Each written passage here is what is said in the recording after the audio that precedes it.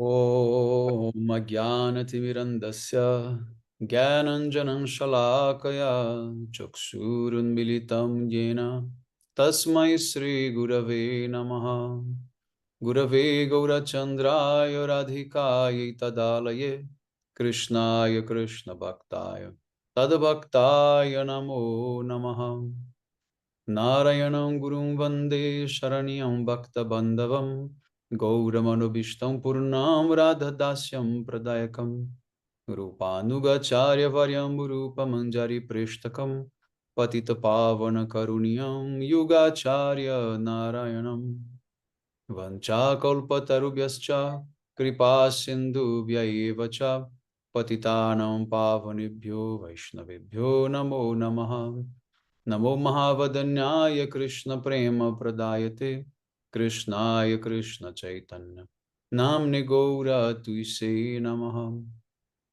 Shama Sundara Shikanda Shekara Ismera Hasara Murali Manohara Radhikara Sikamam Kripanide Swapriya Charana Kinkarim Kuru Tapta Kanchana Gourangi Radhe Vrindavaneshwari Vrishabhanusute Devi Pranamami Hari Priya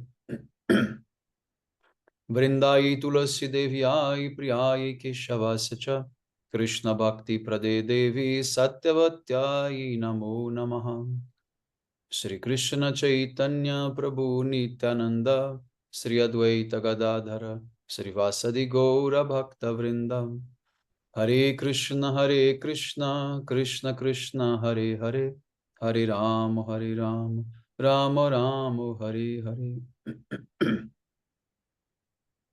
So first of all, I begin offering my most humble obeisances to the dust of the lotus feet of Paramaradhatama Shri Guru Pada Padma Nita Lila Pravishta Om Vishnu Pada Paramahamsa Paribrajaka Charya Stotara Sata Sisrimad Shila Bhakti Vedanta Narayana Goswami Maharaj Shila Gurudeva, and to my most worshipable Shiksha and Sannyasa Guru Nita Lila Pravishta Om Vishnu Pada Stotara Sata Sisrimad Shila Bhakti Vigyan Bharati Goswami Maharaj, and to all Shri Rupanu Gauriya Guru Varga, all Tridandi Sannyasis, Brahmacharis, Vaishnavas, Vaishnavis, and to all the assembled devotees here today, my most respectful obeisances.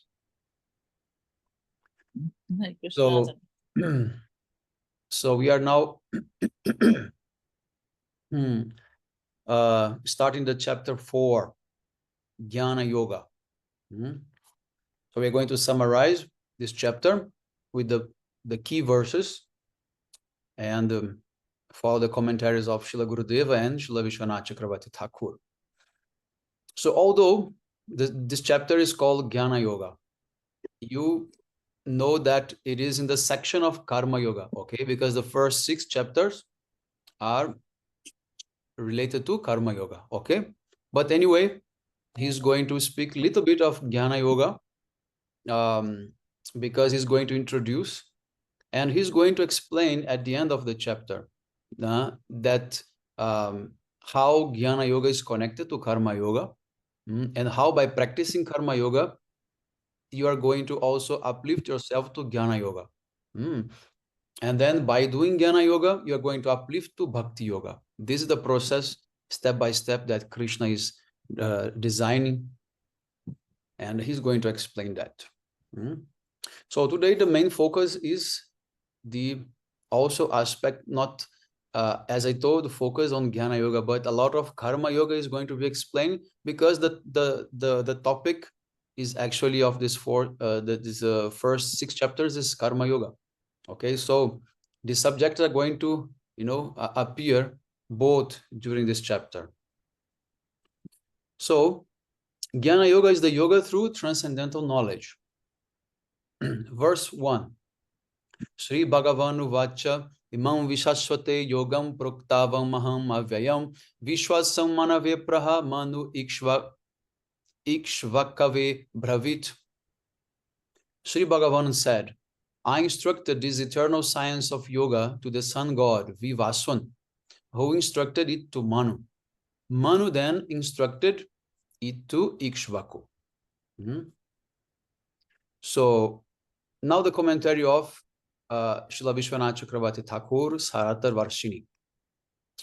In the 4th chapter, Sri Bhagavan explains the reasons for his appearance, the eternal nature of his birth and activities, and the superiority of transcendental knowledge, jnana, in the form of study of the Vedas. So here he's summarizing the topics of this chapter, which is the reasons why Bhagavan is descending, why Krishna is descending. So we are going to see many key verses, also famous verses in this chapter. And the nature of Krishna's birth, Krishna's nature, and the superiority of the transcendental knowledge over karma. Means Jnana Yoga over Karma Yoga.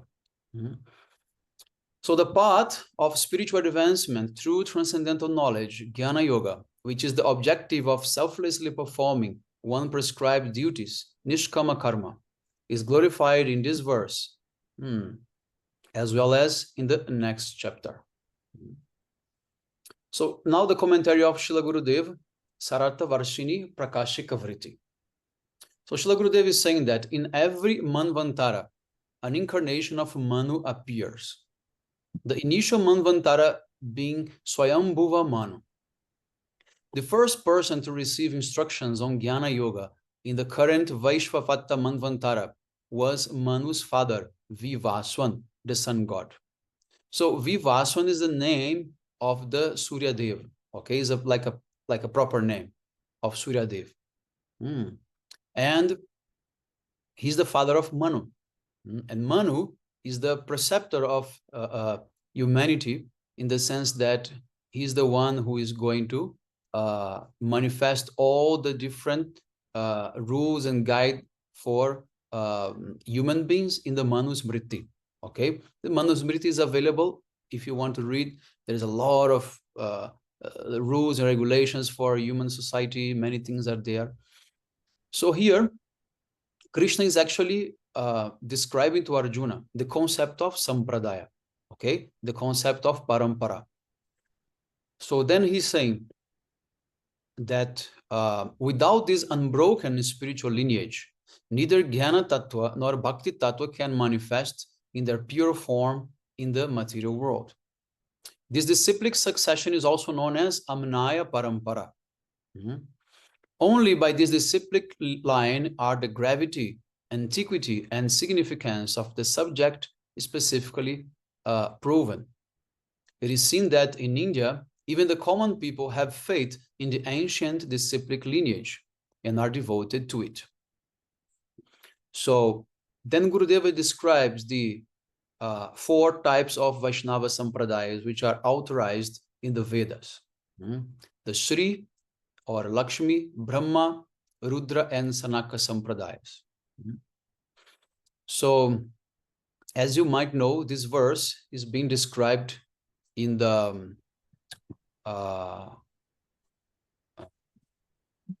Puranas, especially in the Padma Purana. This Sampradaya Vihina Jamantrasta Nisphala Mata Sri Brahma Rudra Sanaka Vaishnava Kstiti Pavana. So this verse actually is a very controversial verse, because in the actual versions of the Padma Purana, you cannot find this verse. Okay, and so many people, they criticize also us regarding this. Okay, so but Srila Baladeva Vidyabhushan Prabhu and other acharyas like Madhvacharya, they quoted this verse. So they say that it was actually present in the ancient versions of the Padma Purana, but later it was removed by some reasons that we actually do not know. But so therefore, if anyone challenges you regarding this point, you can quote this verse without fear, even though they will say it's not found in any of these books nowadays. Because our acharyas have quoted the verse exists. Okay, so this is a type of polemic point. But anyway, we have faith for our acharyas and whatever. Maharaj, this is regarding the 4 sampradayas. Yes. This one. Yes. regarding the four sampradayas. Okay, So it is not there in Padma Puran anymore. it's not there anymore. In the versions we have nowadays, it's not there. So, as stated in Bhagavad-gita, Bhagavan Shri Krishna first instructed this knowledge to Vivaswan, the sun god, who then instructed Manu. Manu in turn gave this divine instruction to Ikshvaku. Thus, the system of disciplic succession or Guru Parampara is an ancient and reliable tradition that ensures the continuation of the Sampradaya. By it, divine knowledge has been preserved to the present day. Whenever this line is broken, Sri Bhagavan again arranges for it to manifest in the material world. So exalted devotees like Srila Vishwanath Chakravarti Thakur, Srila Baladeva Vidyabhusana, and others in the Guru Parampara of the Brahma Madhva Gauriya Sampradaya realized this divine knowledge and instructed the common people on it through their realized commentaries. So then Srila Gurudeva, he concludes by saying, it is important to protect oneself from self-made commentators. Otherwise, realization of the true meaning of the Bhagavad-gita will not be possible. Although milk is pure and nourishing, when it has been touched by the lips of a snake, it acts like poison. Similarly, topics of Sri Hari are supremely purifying for the material world. But when they are recited by non-devotees, such an impersonalists or those who consider the body to be the self, hearing such topics becomes the cause of one's destruction. So we should be very much careful when we study Bhagavad-gita. Bhagavad-gita is the most commented book, right? There is nowadays over 800 commentators on Bhagavad-gita, right? And I tell you, 99% of all of them are not bona fide. So we should hear from Parampara. We should hear from those who are in, first of all, in a bona fide sampradaya, in a bona fide school, initiation, the sampradayas. Then they should belong also to a bona fide parampara, because some people might be in the sampradaya, but their parampara also may be also not bona fide. So we have to check all these things, right? And thirdly, see if the person is a servant of Krishna, if he really follows what Krishna says, right? Because so many people, they take Krishna for granted. You know, they think he's an ordinary human being. He's not God himself. Although there are a lot of knowledge inside of Gita, valuable knowledge, but still Krishna is just, you know, a type of special human being. He's not God himself. So we have to check all these things because it's not what Krishna says even about himself. In the Gita, Krishna says directly that he's God. Okay, then verse number 2. Evam parampara praptam imam rajar sayo vidu sakalaneha mahatta jogo nashta parantapa. O Arjuna, this yoga was thus received in disciplic succession, and the saintly kings understood it through that process. But after a prolonged lapse of time, it almost became lost to the world. So it is normal that from time to time, this parampara is broken, this knowledge is lost. This is a part of material world. So whenever there is this broken of this parampara, Krishna will appear in this world. Then next, verse number 3. Krishna says, you are my devotee and my friend. For this reason, I am today explaining to you the supremely confidential knowledge of that ancient process of yoga. So here, in the commentary of Srila Vishwanath Chakravarti Thakur, Shri Krishna says, I am telling you this because of two sentiments that are inherent within our relationship. In the first place, you are my devotee, which means you are my servant. And secondly, you are my friend. It is not appropriate to disclose this knowledge to anyone who does not possess these attributes. That is why it is confidential. So this is a very valuable teaching here, that although Krishna sees Arjuna as his servant, as his devotee, he also considers him as his friend. So the friendship aspect of the relationship is very important. Be it with Krishna, be it with Guru, be it with Vaishnavas. It is very, very important. So therefore, if someone is not friend, how you can think about being a devotee or being a disciple or being a servant. So the first consideration is that a person must be a friend, right? Because you're not going to make your enemy your devotee, right? Or your servant. So the aspect of friendship is very important. And Srila Gurudeva, he was always emphasizing that when he used to say, I want to be your bosom friend. I want to establish this relationship, which is this lokik saddubandhuta, this mundane type of friendship that you have between two friends in the material world. I want to also establish that with all of my disciples, everyone, because this is the mood of bhakti, the mood of intimacy. So let's see what Gurudev is saying himself about this verse in his commentary. So he says, a bona fide spiritual master instructs highly confidential principles, such as fundamental knowledge of the truth, tattva jnana, and essential principles of devotion, bhakti tattva, only to a disciple who is affectionate, surrendered, and endowed with a service attitude. Those bereft of these qualities are unable to retain or realize such knowledge. Here, Bhagavan Shri Krishna tells Arjuna, you are my affectionate servant and dear friend. Therefore, I am explaining this mysterious secret of karma yoga to you. So this also Gurudev confirms that he's still talking about karma yoga, although the chapter calls jnana yoga. Okay. So in this way, Arjuna has this very special relation with Krishna, being intimate friend as well as a servant and devotee. Then verse number 4, Arjuna said, your birth took place only recently, whereas the sun god was born in ancient times. How am I to understand that you spoke this yoga to him in a previous age? Now Arjuna is puzzled because Krishna told that he taught this same science of Bhagavad-gita to the sun god long time, millions and millions of years ago, but he had just born maybe 100 years back. So how that could be possible? So then the verse 5 says, the all opulent personality of God had said, Krishna saying, O chastiser of the foe, both you and I have passed many lives.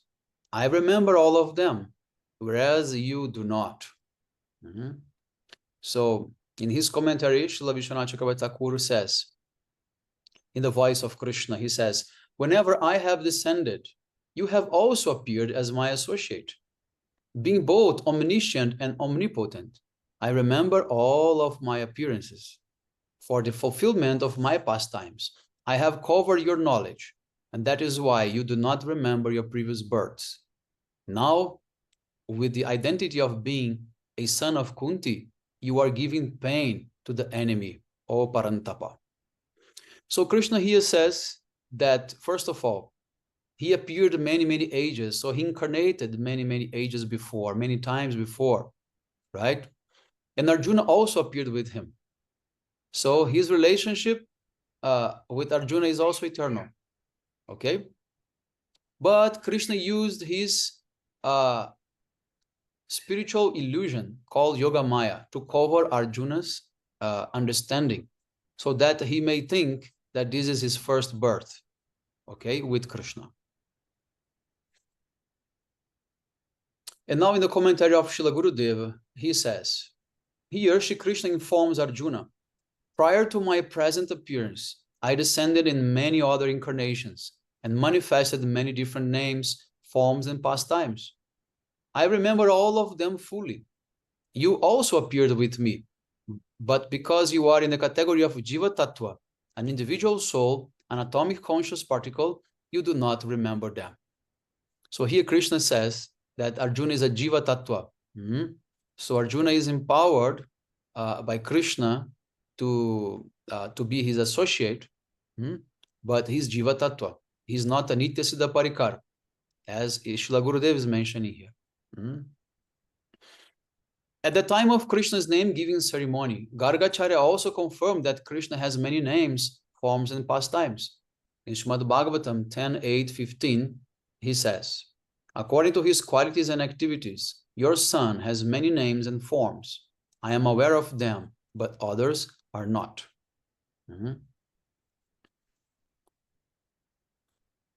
Everything is clear? Everyone is able to follow? Okay. Maharaj, one doubt. So Arjun is Nitya Parikar or Jeev Tattva? What's the difference? Yes, here Gurudev says he's Jiva Tattva. He's Jiva Tattva.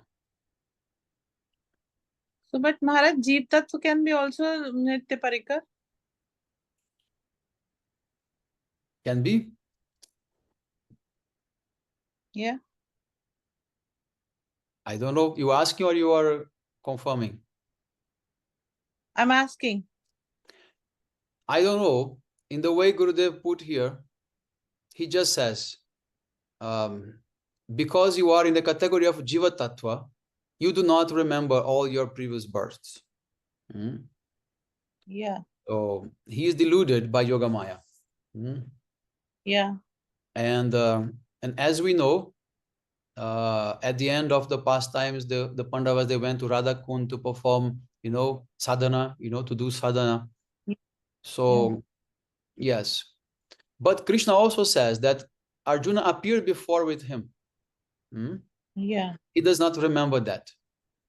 So it may be that Arjuna is incarnating in different yugas as well, to just play the role of Jiva Tattva. But he's actually not. And I will read something more. It is coming in another commentary that Gurudev, he clarifies that as well. And he says that Krishna says that you have just manifested this ignorance to fulfill my desire. But you are not at this ignorance, right? Yes. Yeah. So that means he is Parikar?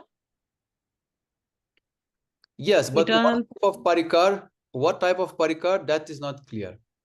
But for sure, he is a parikar, definitely. Yes. But what type, that's a different, like a little bit mysterious. So Maharaj, what does that mean, that what type of parikar? What are the categories? Like the parikars are the manifestation of the potencies. Like not, if they are not Jeev Tattva, then they are the manifestations of either Baldev Prabhu or Srimati Radhika Rani, like that. Yes. So here you are saying that he is a parikar, but what category? So what does that mean? Yes, that is not clear here. It's not clear because if he's a Nitya Siddha Parikar, eternally associated of Krishna, he must have a place. He must be in Dwarka Dham, right? But he can also be a Parikar of this world, because whenever Krishna is appearing, he is also coming there, and he may be in the process of sadhana as well.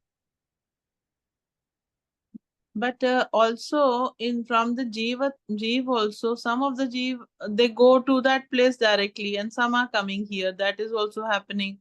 So even the Jeev Tattva can be the Parikar in that way also. Because all the Jivas are not coming here. Yes, if he's a sadhana siddha. Yeah. If he's a sadhana siddha, he can go. At the time of sort of origin, if we say, or if in terms that some are coming here and some are going there, those who are not attracted towards Maya, they go to the Krishna's abode. So in that also, some of the jivas can be the parikars. Yes. And then there that shlok is there that Krishna is the Sarva Shastra Gavo, like that, the cows, and he's milking, and Arjun is the calf. Yes. So Yes. that also shows that he's the eternal associate. Yes. Yes. But anyway, it has to be reconciled more, because when Gurudev mentions this Jiva Tattva, then becomes a little bit Yeah. confused. Yeah. Okay, let's see what will come more, and then we will Yes. we'll discuss more. So verse number 6, Krishna is saying, although my form is unborn and indestructible, and although I am the Lord of all living entities, still I appear through my Yogamaya potency in my original form of eternality, cognizance, and bliss, Satchitanand. So here Krishna, he clarifies to Arjuna that although you might see me as an ordinary human being, I'm not in that category. Then moving forward, we go to verse number 7. Yada yada hi dharmasya glanirбhavati bharata adyuttanamam adharmasya tadatmanam srijamyaham. Very famous verse. O descendant of Bharat, whenever there is a decline of religion and an increase of irreligion, at that time I manifest my eternally perfect form in this mundane world. So now Krishna is explaining to Arjuna why I come. I come whenever there is a decline of religion and an increase of irreligion. Then I descend.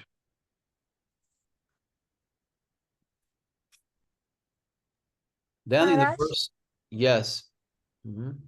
Maharaj, like you said that, should we ask the question right now or at the end? Because I don't want to disturb. If it's about the running topic, okay. Otherwise, you can wait. Yes. Yes, about the running topic only. So, in this shlok, like you said, that Krishna comes whenever there is the religion is in ending and things like that. So, in Kali Yuga, like right now, the situation at the time of Mahabharat, was it worse than the situation that is today? Somehow, we have to reconcile, because if Krishna has come, there was a need to reestablish the parampara, right? So, and he reestablishes that. So, because we did not live at that time, we had not much idea of how it was, right? So, but if Krishna says so, we should think like that, because as of now, we are talking about the increase of irreligion. But nowadays, Mahaprabhu's movement is flourishing everywhere, right? So everything is increasing, everything is going on nicely. But at that time, maybe it wasn't like that. So we had this the threat of the Kauravas, and things were growing very, very badly. And who were at that time really protecting Dharma? We had few sages only on the planet, very few sages. What to speak of the population in general? What they were doing all over the world. They were mostly, atheistic people. There was no religion apart from the Vedas at that time. So definitely the situation was much worse. Nowadays, Sanatan Dharma is everywhere, is very, very strong, popularized. So I think it's quite different. And it is expanding every day more. Like that. So there is an increase of dharma, of religion nowadays. Also, other types of religions are also growing. They're also establishing different dharmas as well. They're also supporting humanity in good principles and things like that.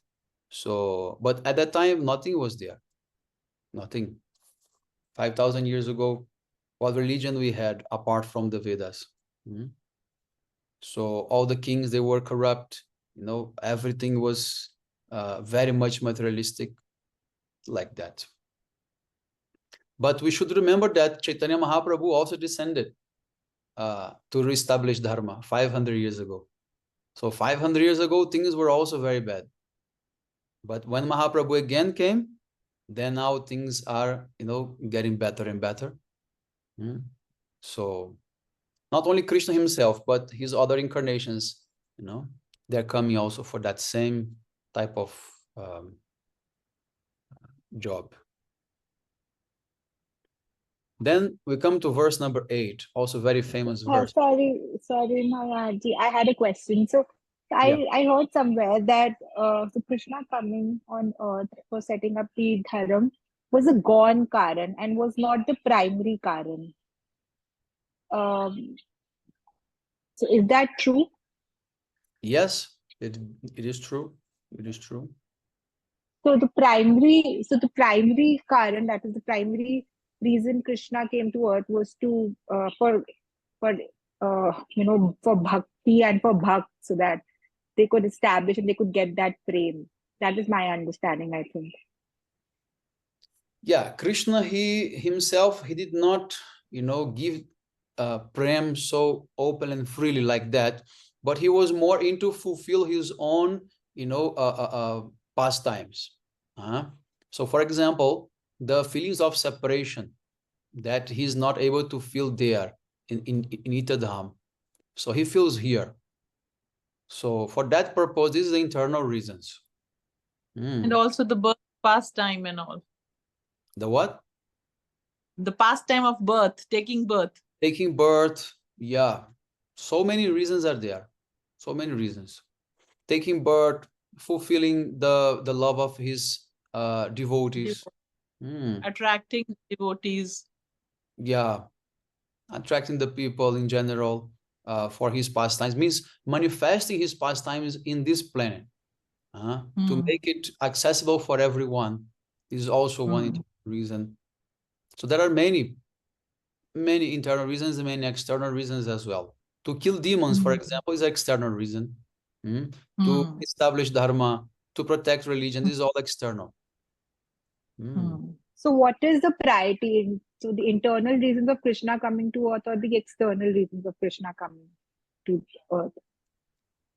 Yes, we already mentioned some examples of that. No, so what is the priority? As in, what takes the precedence? Main one. So the main one, right? Internal one. Okay. Yes. Well, as per my understanding, this is actually to provoke the feelings of separation in Srimati Radhika. Because later on, when he will come as Chaitanya Mahaprabhu, he's going to relish that. And this is one of the internal reasons of Mahaprabhu as well. So they're all connected. So Krishna is preparing one pastime after another like that. Yes. Because if he cannot provoke this separation, he cannot understand how high is the love of Radhika. And when he comes as Mahaprabhu, he cannot taste that. So this is, as per my understanding, is like this. Maybe Poonam Didi has a different realization or not. No, it is this only. This is much more clearer. Yours is much more clearer. Right. And it leads to Mahaprabhu, coming of Mahaprabhu also. Yes. So Akansha, what is Mahaprabhu's 3 internal reasons for him to come? Yes, to experience the love that Radha Rani had. So Krishna wanted to taste that love, to relish that love, and to see, what Radha Rani was really feeling for Krishna.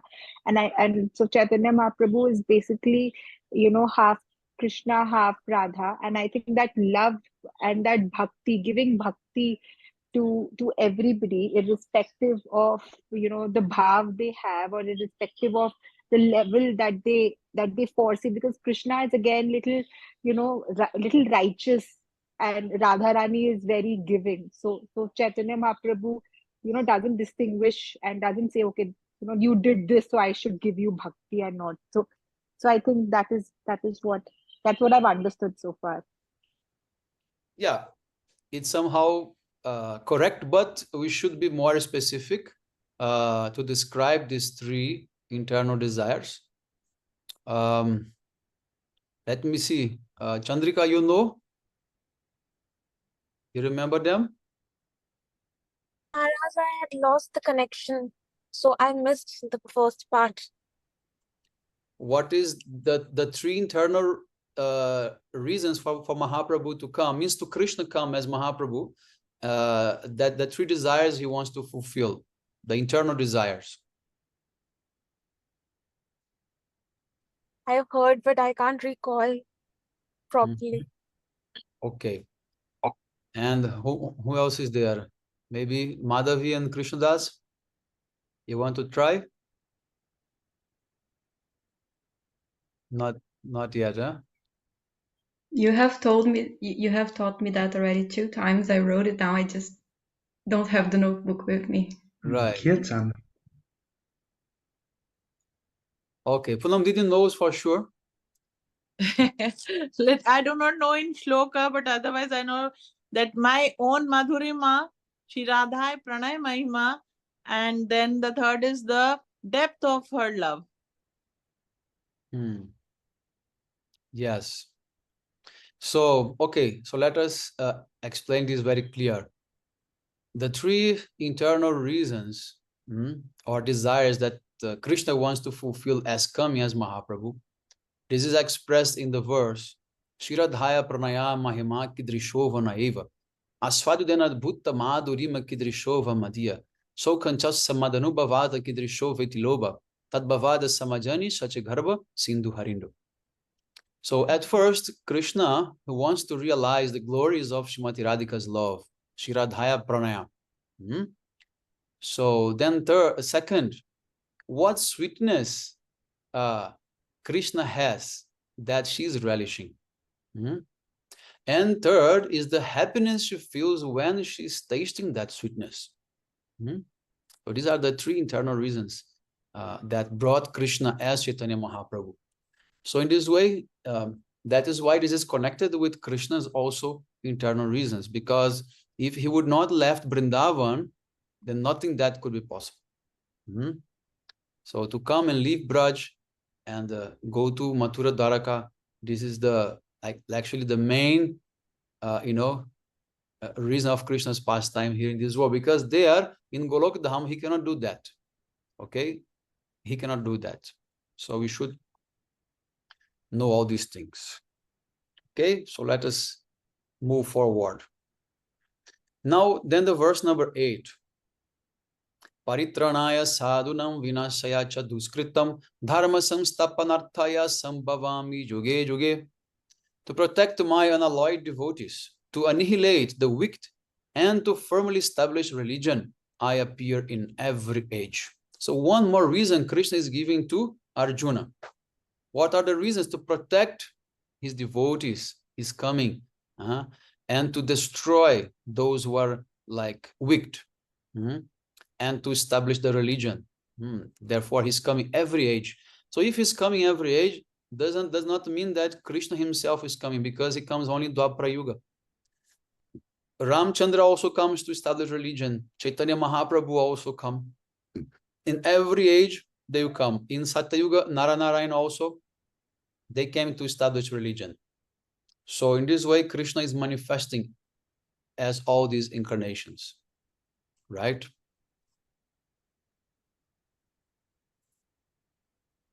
And then in the commentary of Srila Gurudev, he quotes Srila Jiva Goswami to define what is avatar. So he says, Avatarascha prakrita vaibhavi vataranam iti. Sri Bhagavan's descent to this material creation is known as avatara. So whenever Krishna descends to the material world, this is called avatara. Srila Baladeva Vidyabhushan Prabhu also describes in a very similar way. But Krishna is avatari.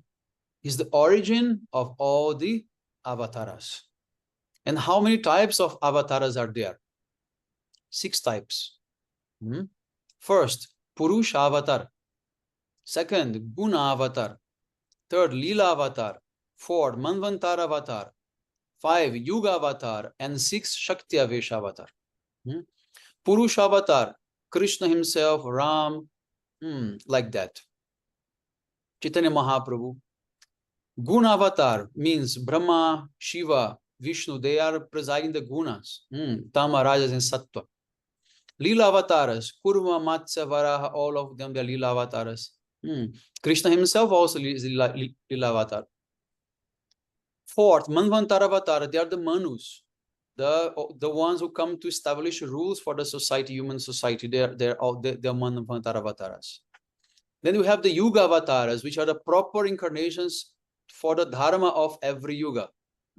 So Krishna is one, Mahaprabhu is one, Lord Ramachandra is another one. Then we have the 6 Shakti Avesh avatar, which are the jivas who are empowered by the potency of Krishna to perform some type of work, like Kapila, Buddha, Jesus Christ, Yes. as Srila Gurudev used to say, Vyasadev, right? And so many are Shakti Avesh avatar. In the Srimad Bhagavatam, we have the list of all of them. If you want to go, Maharaji, you can check. In Purusha avatar, we also have Karanodashai, Garbhodashai, and Kshirodashai. Yes, exactly.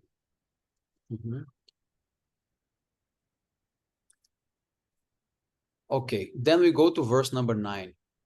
Janma karma chamidivam evam yo veti tattvataha taktvadeham punarjanma naitimam meti sorjuna.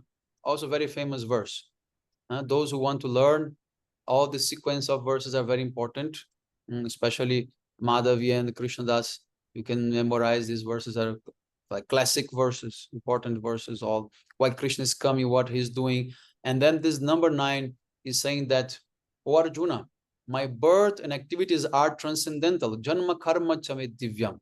My janma, my birth, my karma, all activities are divyam, transcendental. One who knows this in truth does not take another birth after giving up the present body.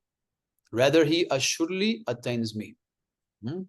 So if you know that, knowing means realizing, okay, not only the information, but if you realize that, if you have darshan of Krishna, then you don't take birth again, right?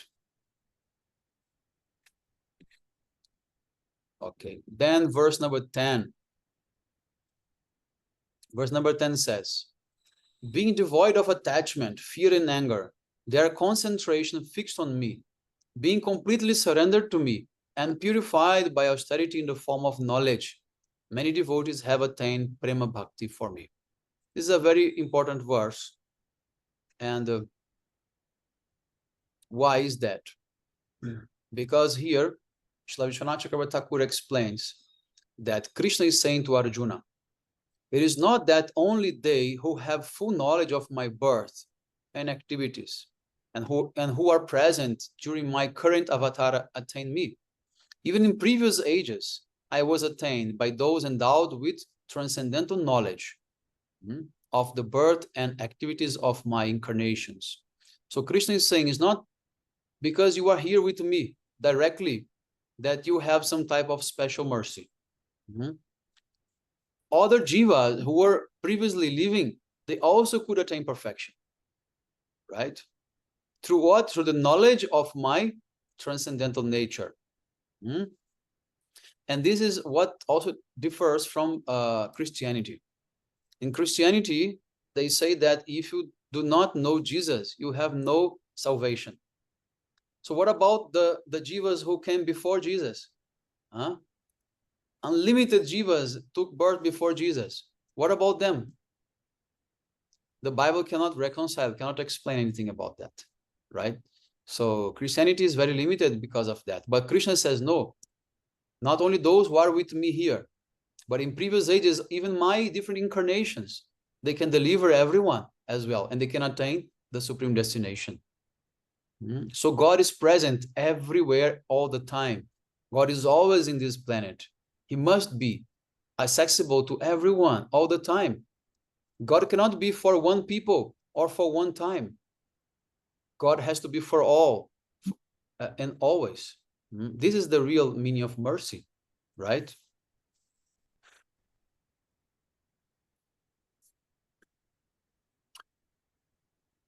And then comes the most, I think one of the most important verses of Bhagavad-gita is the verse 11, okay? Which is, Jejatha mam prapadyante tam stateva bhajamyaham mama manu vartante manusha partha sarvasaha.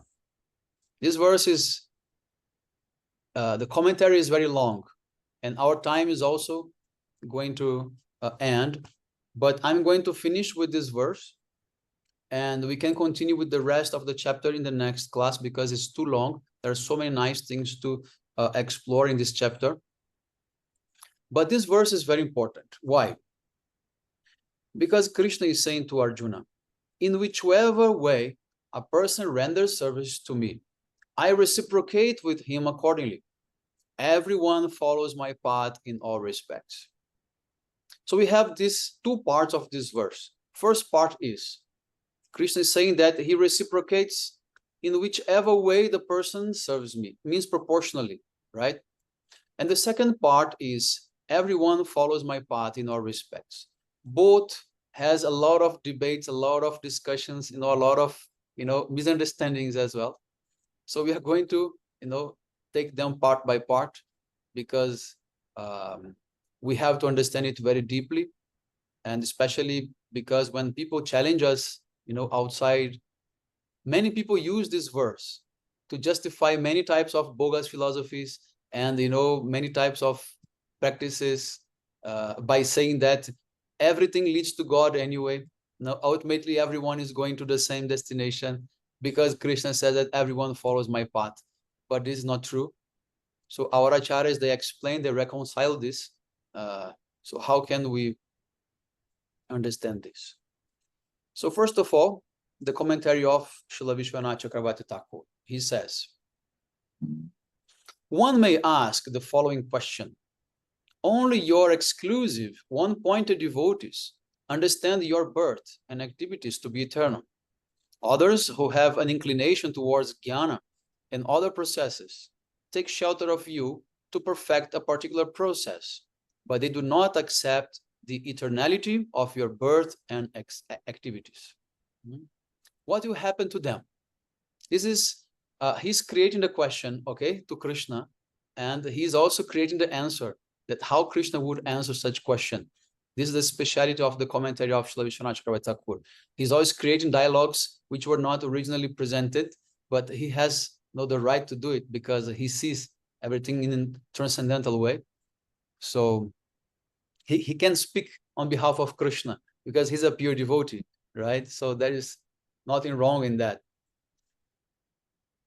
And then what happened to them, he's asking. So in response, Krishna is answering with this verse. And those who take shelter of me perform bhajan, and I reciprocate by granting them the result of that bhajan.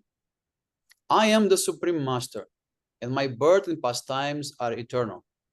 To those who understand this and who also worship me by serving my pastimes, specifically to please me, I, as the Supreme Controller, be independent to act and not act as I choose, also make their birth and activities eternal. Means Krishna liberates them. I make them my eternal associates, parikaras, and at the appropriate time, I become manifest and unmanifest in this material world.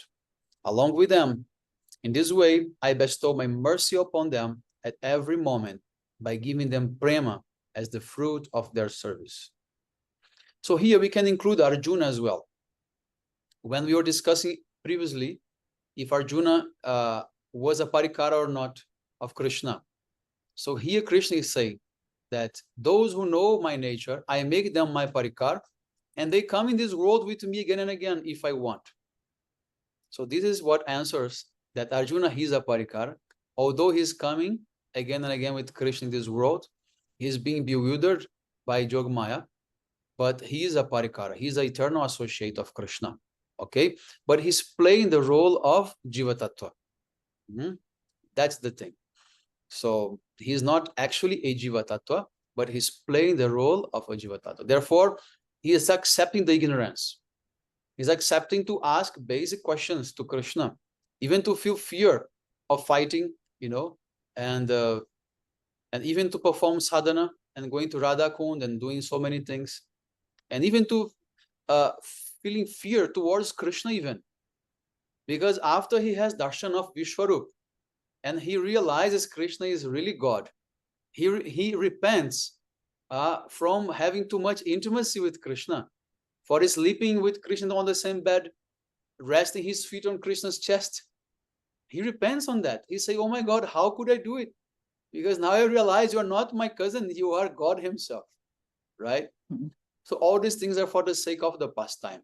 Because Arjuna, he internally he knows, but he's being covered by Yogamaya to don't think like so, right? To create a sense of intimacy, right? So, yes, so this is answered, right? Now let's continue with the commentary.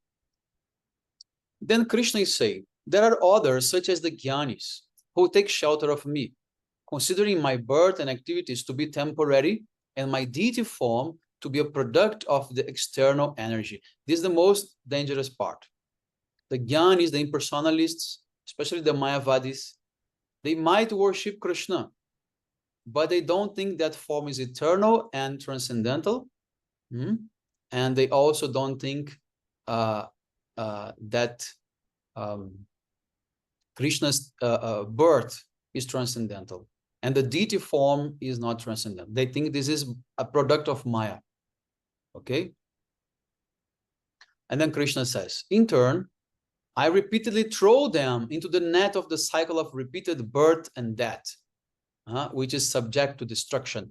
Means these people will never attain liberation. Never. They are going to continue in the samsara. Sometimes they even go to hell to be punished by this offense, by believing that Krishna's form is not eternal, transcendental, and his deity is not different from him. So Krishna says, I will never give them liberation. For these people, I will throw them in samsara again and again.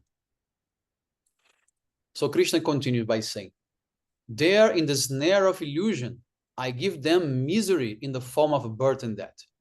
However, those Jnanis who consider my birth and activities to be eternal and my deity to be composed of Satchidanand and take shelter of me to perfect their knowledge. For such people who desire through abandoning their gross and subtle bodies, I destroy their stay in the cycle of birth and death, which is born of ignorance, and I grant them Brahmananda, means access to Brahmajyoti, the bliss of liberation as the fruit of their worship. So these are the impersonalists which believe, which act as a devotee. So this is Jnana Yoga. So when he refers to Jnanis here, he's calling Jnana Yoga. Those who have knowledge of the impersonal aspect of Lord, but they are devotees of that aspect. They know the real knowledge about Krishna. They know Krishna is Lord, his deity is transcendental, but they are just impersonalists. But there is no problem in that, because Brahma is one aspect of Krishna. So Krishna says to them, I give them access to Brahma Jyoti. They can enjoy Brahmananda, the bliss of Brahma. But to other types of Jnanis, those who don't want this yoga, those who think that the form of God is material, that Maya is producing this for our senses, many people in India, they think like that. We call this the Panchopasakas. They worship Vishnu, Brahma, Ganesh, Durga, and Shiva. They do bhakti, but they are impersonalists in the sense of they are Mayavadis. They believe the deity of God is made out of Maya so that our senses can relate to God somehow. But this is not real. This is not the real form of God, because God has actually no form, and they want to, they also think they are also Brahma. They are also Brahma. This is the Mayavadi philosophy. In India, they call this Panchopasana, the worship of the 5 types of deities, but in a Mayavadi way, okay? So that's why it's very. Didi, your mic is off.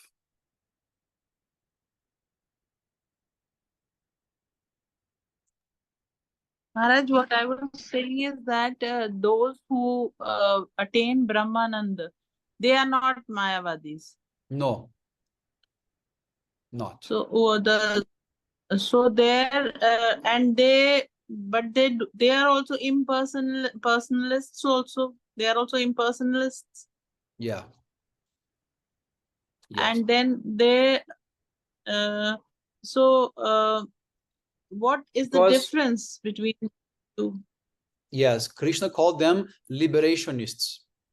Means those who just want Moksha. liberation, mokshavadis. They don't want bhakti actually. They just want moksha. But if he has done his practice in a proper way with proper respect, even though he's not much into developing bhakti in the true sense, then Krishna liberates them. They believe the Vigraha to be eternal. Yes. These Yes. they like that. They must believe this category to receive this liberation. They must believe in that. But we know that even this Brahmananda is not eternal. We know that Krishna is granting them, but it's not eternal. They must come back. In Gita is also explaining, furthermore, when we speak about that verse, the Brahma Bhutta Prasannatma. Yeah, Sama Sarveshu Bhutesh Mad Bhakti Lavate Param. Krishna is telling that actually in the purport, that those who enter in the Brahma Jyoti, they don't stay forever, because when the soul manifests desire for bhakti, because it is inherent to the soul, they will come down and they will take birth in a very high class of Vaishnava family to develop their bhakti, because they're already muktas. They don't need to go through many things. They're just coming with the specific purpose of doing bhakti. Yes. And therefore they get a lot of benefits, I mean to say, like a high class of birth, Vaishnava family, Sadhguru, everything they get. They have Shuddha Chit, because then only they have to receive moksha. Yes. The is Shuddha, that is why they inherit bhakti very fast. Yes. And this is the proper definition of mukti in the Srimad Bhagavatam. Mukti hitvanyatharupam sarupena vyavastitihi. The original mukti is when you are situated in your Swarup, practicing. Otherwise, it's not a real mukti. It's just temporary mukti, right? So the only mukti is bhakti. Yeah. So then continue here. Krishna is saying that he's going to give liberation to those who are actually impersonalist, but with bhakti. And then Krishna is saying, thus, not only my devotees take shelter of me, also jnanis, karmis, yogis, renunciants, worshippers of the demigods, and all others, they follow my path. Since I am Sarva Swarupa, the form of everything, all paths, including jnana and karma, are paths to me. So, many people are going to worship Krishna through the demigods. So Krishna is saying that in other verses will come in future, in which Krishna says, the fruits the demigods can offer you, actually I am giving. I am granting that. So somehow or other, everyone is following my path. So the commentary stops here, but Gurudev is going to elaborate more on this topic, and Gurudev is going to give more clarification, because so Gurudev is saying, it should be clearly understood from the present verse of Bhagavad-gita that the results of different types of bhajan depend on the desires of the practitioners and are not the same. So Gurudev already dismissed that thing that all paths lead to the same destination. No, people have different desires for bhajan. They may reach different places, not the same place.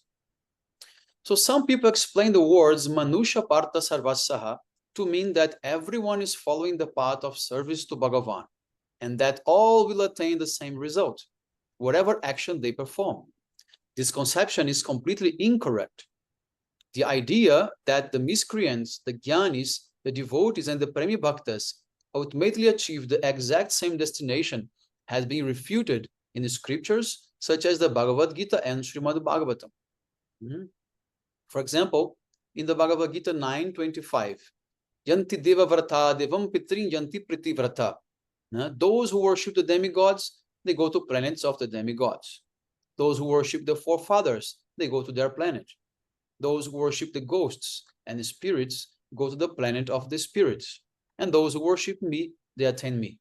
So Krishna reconciles his own words in this verse by saying, I'm not saying that everyone will come to me automatically and all paths lead to the same. Because if you worship such and such, you go to those specific places, right? And then Srila Bhaktivinoda Thakur, he quotes Krishna in the same way. I reciprocate with the mood in which one accepts shelter of me and worships me. Everyone can certainly attain me because I am the ultimate objective of all paths. Those who are pure devotees attain transcendental bliss by eternally rendering service, confidential service to my spiritual form, which is composed of Satchitananda. To the worshippers of my featureless aspect, means Brahma, the impersonalists, I award them nirvana, means the total absorption in the Nirvishesha Brahma. Since they do not accept the eternality of my Satchitananda form, they consequently lose their own eternal blissful form. This is something also very controversial, but Gurudev explains that in the other book called The Journey of the Soul. Gurudev is saying those who, like Buddhists, they want void, they want like shunyavadis, right? So Gurudev is saying to these people, Krishna will grant what they ask for and will destroy their soul. Just like a mustard seed can be fried in hot oil and be completely destroyed, the soul of these people, they will be completely destroyed and they will never manifest anything that's supposed to manifest. Because they want so much the void, that Krishna fulfills their desire and throw them and destroy their soul. So this is the nirvana for the Buddhists. So then Krishna is saying, according to their degree of conviction, I cast some of them into the cycle of birth and death. I appear as void to the nihilists or the shunyavadis, means the Buddhists, merging their existence with the void. I completely cover the consciousness of the materialistic empiricists, as well as those who identify themselves as being born of nature, like the Darwinist, for example, that life evolves from matter, from the, all these things. The monkeys leading to human beings. Yeah, we're coming from monkey, all these things. Then Krishna says, to them, I make their nature inert. Means Krishna paralyzes the activity of their soul. Means Krishna stops bhakti. Krishna says, for you, no bhakti. You have no regard for me. So why should I have for you? Then Krishna makes their nature inert. And then Krishna says, I appear as Ishvara to the yogis, rewarding them with mystic powers or impersonal liberation. In this way, as the intrinsic form of everything, Sarva Swarupa, I am the object of achievement for all types of beliefs. Among them all, the only one that should be considered supreme is attainment of transcendental service to me. All human beings follow one of my various paths. So what Krishna is saying is not that everyone is aware that they follow Krishna, but Krishna will be there at the end of their destination to grant what they want. That is what Krishna means when he says that everyone follows my path. Because even the punishment, Krishna has to give. No one else can give, right? Liberation or bondage Krishna gives.